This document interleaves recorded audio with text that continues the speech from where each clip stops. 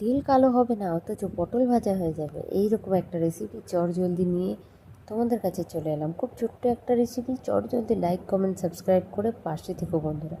এই যে আমি হাতের মধ্যে কিন্তু না লাগিয়ে একদম বাটিটাই ঝাড়ে, মানে এইভাবে ঝাপটে ঝাপটে ভালো করে নুন হলুদ মাখিয়ে নিলাম। কিন্তু একটু হলুদটা বেশি দিও, হলুদটা বেশি দিলে দেখতেও ভালো লাগে আর দারুণ হয় পটল ভাজা।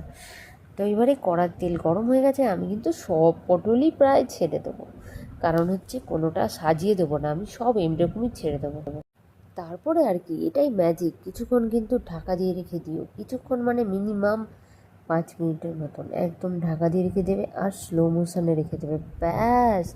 তারপরেই দেখবে এরকম ম্যাজিক, এরকম পটল ভাজা কিন্তু হয়ে গেছে। আর তেলটাও কিন্তু আমার কালো হয়নি, তোমরা যদি ভালো করে লক্ষ্য করে থাকো নিশ্চয়ই বুঝে যাবে।